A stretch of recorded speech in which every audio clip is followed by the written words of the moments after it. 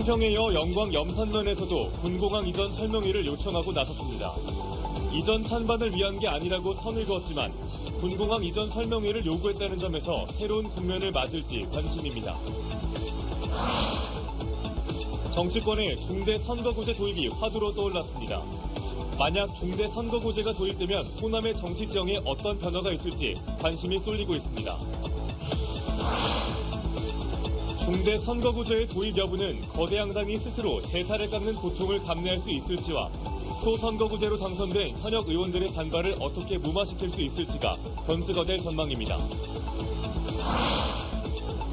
올해 경제는 어느 때보다 경제 혹한기가 우려되고 있지만 지역 산업계는 올 한 해를 미래 먹거리 산업의 기반을 닦는 디딤돌로 삼겠다는 각오입니다.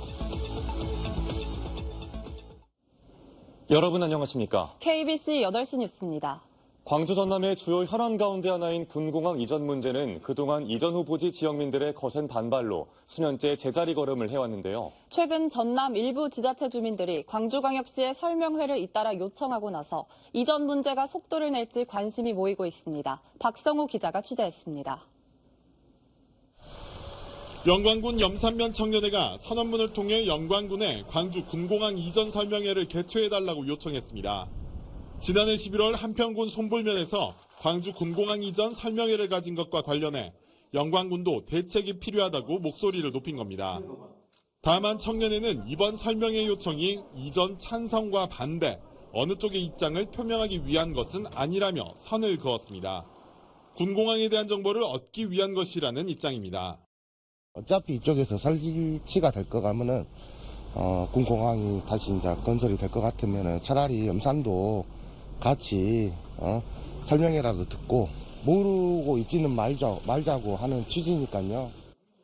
앞서 지난해 11월 설명회가 열렸던 한평군의 경우에도 찬성이나 반대 등 입장이 명확하게 나오지는 않은 상황입니다.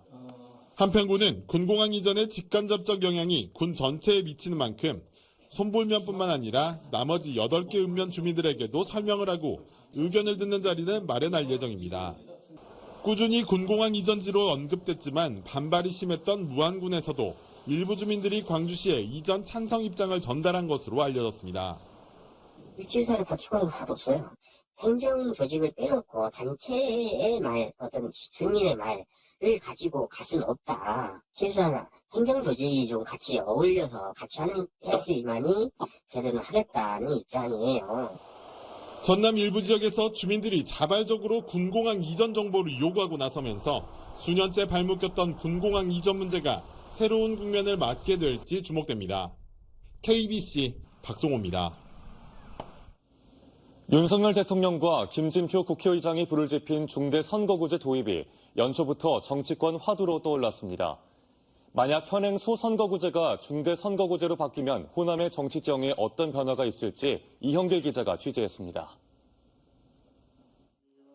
중대 선거구를 도입한 선진국 가운데 비례대표를 운영하는 곳은 없습니다. 국내에서도 중대 선거구가 도입되면 비례대표는 폐지될 가능성이 높습니다. 그만큼 지역구 국회의원 수는 늘어난다는 의미입니다. 다만 선거구별 인구 하한이 높아지면서 광주와 농어촌 지역이 많은 전남의 의석 비율은 수도권 대비 줄어들 가능성이 높습니다.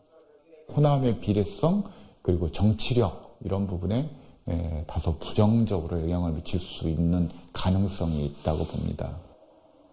호남 내 일당 독점 구도가 흔들릴 여지도 생깁니다.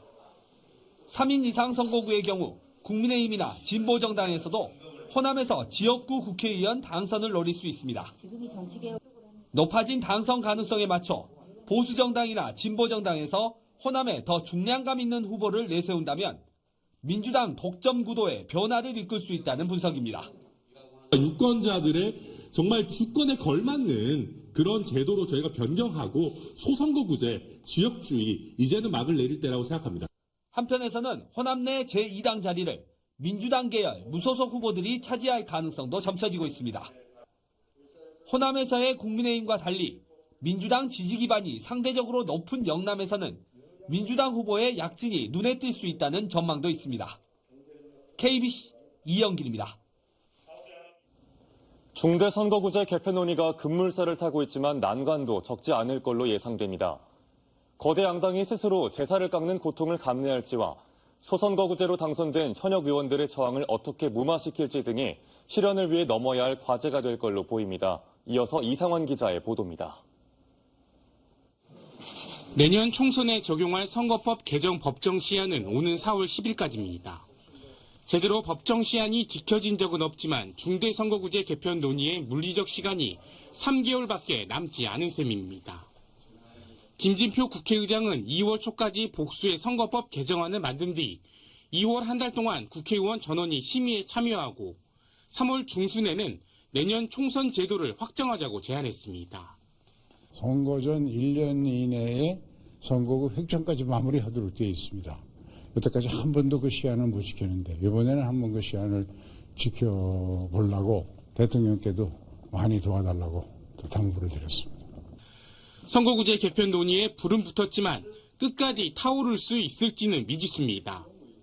중대 선거구제 도입으로 지역주의와 정치 양극화의 폐해를 극복하자는 총론에는 여야가 공감하지만 강론에 있어선 정치권의 셈법이 다를 수밖에 없기 때문입니다.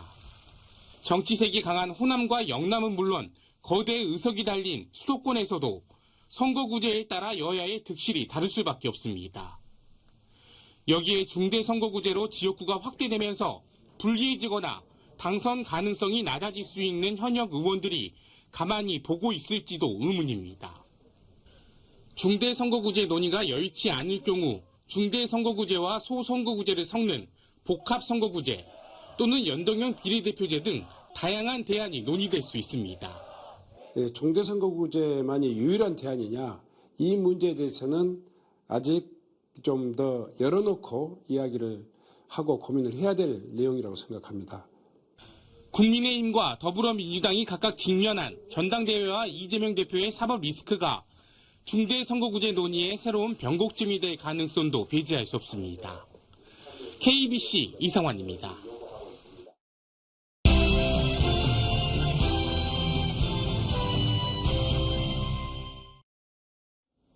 2023년 신년기획, 오늘은 세 번째 순서로 지역 경제를 살펴보겠습니다. 올해는 내수와 수출이 동반 하락하는 이른바 경제 혹한기가 예상되면서 경기 전망이 밝지 않은데요.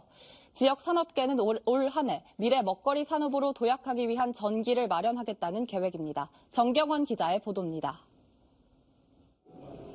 한자리에 모인 지역 기업인들이 인사를 주고받지만 표정이 예년 같지는 않습니다. 코로나19 팬데믹의 터널을 겨우 빠져나왔지만 눈앞에 놓인 건 긴 불황에 대한 전망뿐이기 때문입니다. 여기에 원자재 값과 물류비까지 상승하면서 기업들의 부담은 날로 커지고 있습니다. 그럼에도 불구하고 지역 기업인들은 원칙을 지키며 경영 활동을 해나가면 결국은 위기를 돌파할 수 있을 것이라고 각오를 다지고 있습니다. 어려운 가운데서도 잘 되는 곳은 또 잘 됩니다.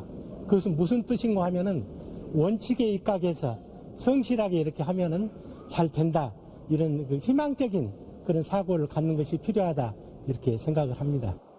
지역 산업계는 올 한 해 미래 산업을 위한 도약의 발판을 마련하기로 했습니다. 캐스퍼의 흥행으로 경차 시장에 새바람을 일으킨 광주 글로벌 모터스는 올해 전기차 생산 라인을 구축할 예정입니다.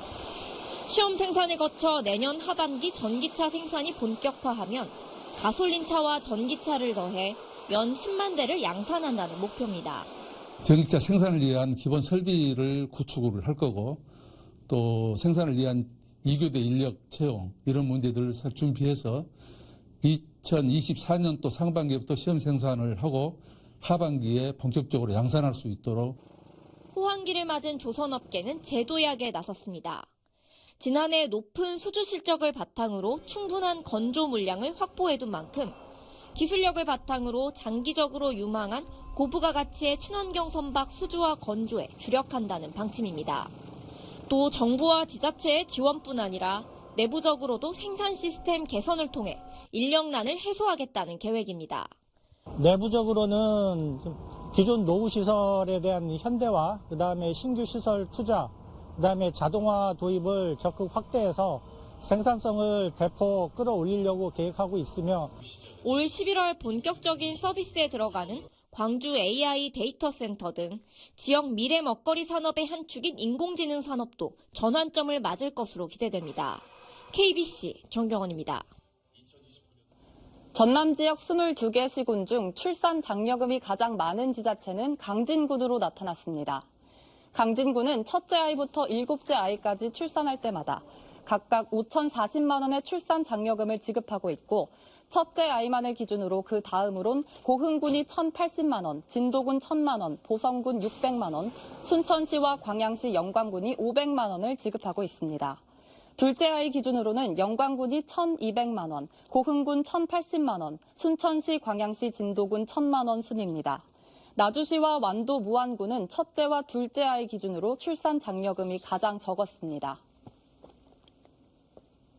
광주광역시가 올해부터 현금 직접 지원보다 보육 정책을 강화하기 위해 출생 육아수당을 폐지하기로 했습니다.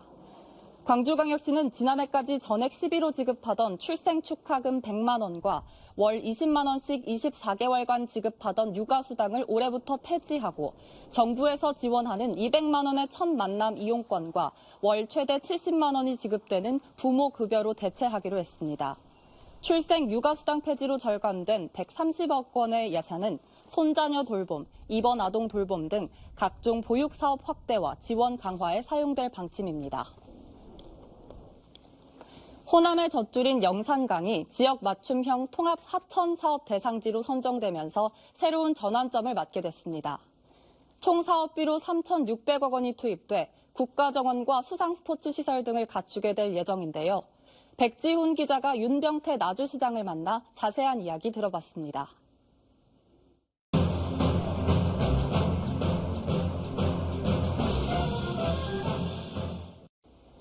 우리가 하천을 이야기를 할 때 첫 번째가 홍수 예방이라는 이제 그런 치수 문제가 있겠고요. 요즘은 이제 또 그 수질이나 환경 문제, 거기에다가 이제 수변 지역을 활용하는 이제 그런 그 친수 공간의 어떤 문제가 있습니다. 근데 이런 사업들을 각각 하지 않고 지역의 특성에 맞춰서 한꺼번에 해보겠다 이렇게 해가지고 이번에 이제 환경부가 새로 이렇게 제안해서 한 사업인데요. 저희 나주시가 3,600억 규모로 제안을 해서 이번에 공모에 선정이 된 사업이 되겠습니다. 특히 그 영산포에서 바라볼 때에 그 저류지 부분이 약 한 57만 평이 있습니다. 그래서 이 저류지 부분을 어떻게 하면 단순한 저류지 기능으로 끝나지 않고 활용할 것인가를 고민을 했고요. 그래서 이 저류지에 좀 습지를 이제 활용을 한 그 생태 공원으로 이렇게 키워보겠다. 이 부분이 이제 중심적인 내용이 됩니다. 그래서 쉽게 비교를 하자면 순천만 국가 정원이 있는데 그게 한 약 30만 평 이렇게 됩니다. 그래서 저희는 이제 그보다 한 거의 2배에 육박하는 이제 그런 이게 습지이면서 동시에 이렇게 평상시에는 일반 농지로 그냥 이렇게 있는 그런 땅이기 때문에 요걸 사시사철 꽃이 피는 국가정원 생태공원으로 만들겠다. 이런 내용을 담았습니다. 우리 나주시는 뭐 영산강 부분도 그렇지만은 호남의 또 중심 도시로 그동안 이렇게 커왔습니다. 이제는 광주, 전남, 공동 혁신도시, 국내 제1의 어떤 그 혁신도시로 이렇게 위치하고 있는데 저희 나주는 그런 공동 혁신도시의 정신 이런 부분들을 잘 살려서 광주 전남의 공동 번영의 그 역할을 충실히 하도록 저희가 영산강 개발이라든가 또 우리 광주 전남 발전연구원 이런 우리 광주 전남 공동의 어떤 기관 이런 부분들을 잘 뒷받침해서 광주 전남이 함께 이렇게 시너지 효과를 내서 잘 살아갈 수 있도록 저희가 에너지 밸리라든가 이런 부분들 밑받침 역할을 잘 하도록 그렇게 하겠습니다. 새해에 나주가 더 활기찬 모습으로 우리 시도민께 인사드릴 수 있도록 하겠습니다. 감사합니다. 다음은 희망 2023 나눔 캠페인에 참여해주신 분들입니다. 영광초등학교 전교학생회에서 영초마켓 수익금 201만 1,700원을 보내주었습니다. 소중한 성금 감사합니다. 광주광역시 시민들은 올해 가장 중요한 키워드로 복합 쇼핑몰을 꼽았습니다. 광주광역시가 지난달 29일부터 닷새간 시민소통 플랫폼인 광주온을 통해 설문조사를 실시한 결과 응답자의 48%는 새해 광주시정 핵심 키워드를 복합 쇼핑몰 신속, 투명, 공정 추진이라고 답했습니다. 이어 광주군공항 이전 18%, AI 2단계 사업 고도화 기반 마련 11%, 어등산 관광단지 개발 신속 추진 9% 등 순이었습니다. 목포시 의회가 파행을 겪고 있는 목포 시내버스 운행 재개와 이한철 대표의 면허권 반납을 요구하고 나섰습니다. 목포시 의회는 입장문을 통해 버스 회사와 이한철 대표가 내놓은 특단의 경영 개선안은 회사 대표의 형식적인 급여 삭감 등 실망적인 내용뿐이라며 조건 없는 운행 재개를 촉구했습니다.